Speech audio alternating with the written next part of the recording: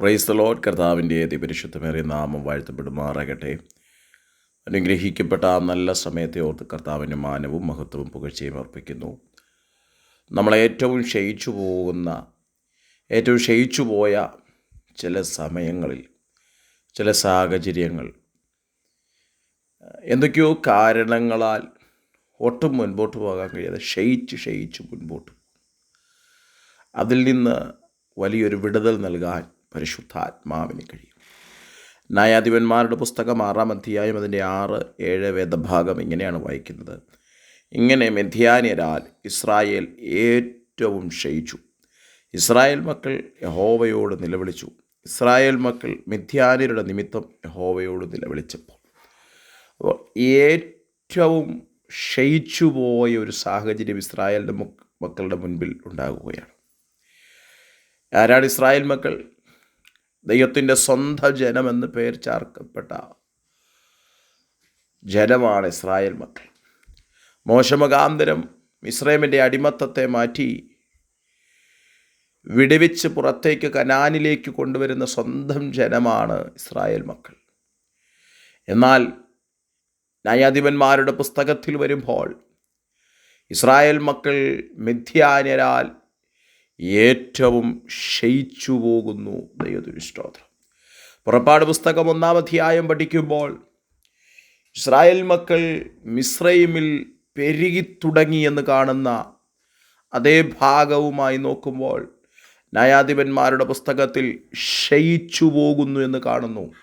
എന്നാൽ ഒരു കാലഘട്ടത്തിൽ പെരുകി തുടങ്ങിയ, ഒരു കാലഘട്ടത്തിൽ സന്തോഷിച്ചിരുന്ന, ഒരു കാലഘട്ടത്തിൽ ആനന്ദത്തിൽ മുൻപോട്ട് പോയി, എന്നാൽ ആ ആനന്ദത്തെ അപ്പാടെ നശിപ്പിച്ച് കളഞ്ഞ് ഒട്ടും സമാധാനം കൊടുക്കാതെ ഒട്ടും ആനന്ദമില്ലാത്തൊരു ജീവിതത്തിലേക്ക് ക്ഷയിച്ചു പോകുന്നൊരനുഭവത്തിലേക്ക് പോകുന്നൊരു സാഹചര്യത്തെ നമുക്കിവിടെ വായിക്കാൻ കഴിയുന്നു.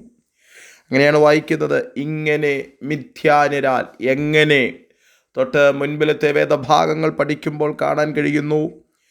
3-ാമത്തെ വേദഭാഗം മുതൽ പഠിക്കുമ്പോൾ കാണാം. ഇസ്രായേൽ വിതച്ചിരിക്കുമ്പോൾ മിദ്യാന്യരും അമാലേക്കരും കിഴക്കേ ദേശക്കാരും അവരുടെ നേരെ വരും. ഒന്ന്, അവരുടെ വിത നടക്കുമ്പോൾ കൊയ്യുവാൻ വേണ്ടി, അവരുടെ നന്മയെ അപഹരിക്കാൻ വേണ്ടി മിദ്യാന്യരും കിഴക്കേ ദേശക്കാരും അവരുടെ നേരെ വരുന്നൊരു കാഴ്ച മുൻപിലത്തെ വേദഭാഗം കാണുന്നു. തീർന്നില്ല. 4-ാം ഭാഗം പറയുന്നു, അവർക്ക് വിരോധമായി പാളയമിറങ്ങി ഗസവരെ നാട്ടിലെ വിള നശിപ്പിക്കും. ഒന്ന്, അവരുടെ നേരെ വരുന്ന ശത്രു സൈന്യത്തെ കാണുന്നു. 2, അവർ വിതച്ച വിധയെ, അവരുടെ വിളയെ നശിപ്പിക്കുന്ന ഒരു പറ്റം സ്തോത്രം ശത്രുക്കളെ കാണുകയാണ്. പ്രിയപ്പെട്ടവരെ, ഇന്ന് ഈ സന്ദേശം പറയുമ്പോഴും നാളിതുവരെ നാം അധ്വാനിക്കുന്നുണ്ട്, നാളിതുവരെ നാം സ്തോത്ര കഠിന പ്രയത്നം നടത്തുന്നുണ്ട്. എന്നാൽ നമ്മളുടെ നേരെ വരുന്ന, നമ്മളുടെ വിളയെ നശിപ്പിക്കുന്ന പാഞ്ഞെടുക്കുന്ന ശത്രു സൈന്യത്തെ നോക്കി ഇന്നു പകൽ ആത്മാവിൽ സ്തോത്രം തിരിച്ചറിയണം, വിളിച്ചു പറയണം, എൻ്റെ ദൈവത്താൽ ഞാൻ മുൻപോട്ട് പോകാൻ തുടങ്ങുകയാണ്. ദൈവത്തിന് സ്തോത്രം. അടുത്ത പദം പറയുന്നു, ഇസ്രായേലിന് ആഹാരമോ ആടോ മാടോ കഴുതയോ ഒന്നും ശേഷിപ്പിക്കുകയില്ല. ദൈവത്തിന് സ്തോത്രം. എന്ന് പറഞ്ഞാൽ അവർ വിത നടത്തുക മാത്രമേ ഉള്ളൂ. എന്നാൽ അവരുടെ വിതയിൽ സ്തോത്രം ഒന്ന് കൊയ്യുവാനോ, ഒരു നന്മ കാണുവാനോ, ഒരു നന്മ അനുഭവിക്കുവാനോ, ഒന്ന് സന്തോഷിക്കുവാനോ ഒന്നും കഴിയാത്ത വല്ലാത്തൊരു സാഹചര്യത്തിലേക്ക് അവരെ തള്ളിവിടുന്നത് ആ ഭാഗം നമ്മെ പഠിപ്പിക്കുന്നു.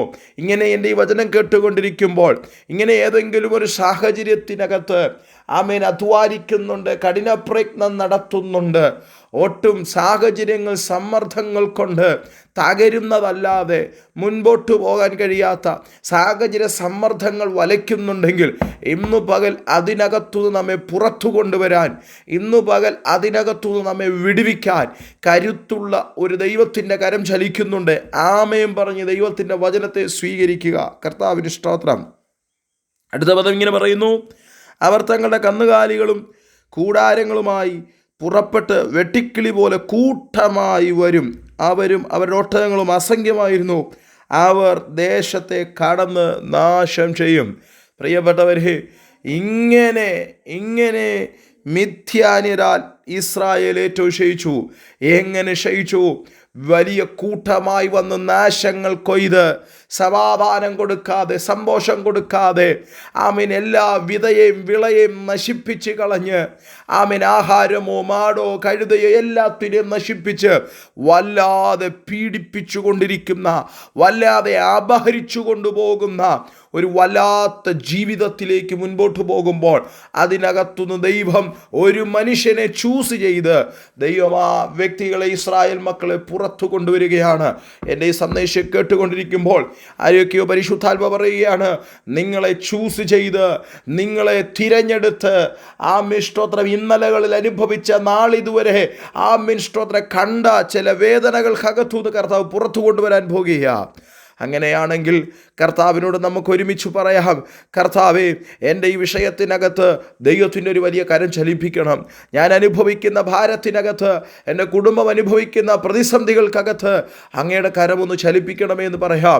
നാളിതുവരെ സ്തോത്രം ഏറ്റവും ക്ഷയിച്ചു പോയ, ഏറ്റവും സ്തോത്രം അധപ്പതിച്ചു പോയെന്ന് പറഞ്ഞ ആ സാഹചര്യത്തിനകത്തുനിന്ന് എന്നെ കരം പിടിച്ച് കയറ്റണമേ എന്ന് പറയാം.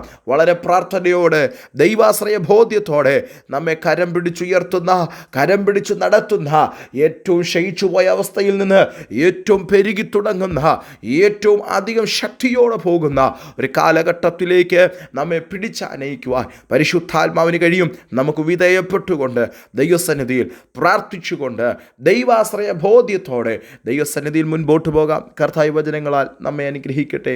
God bless you. Thank you.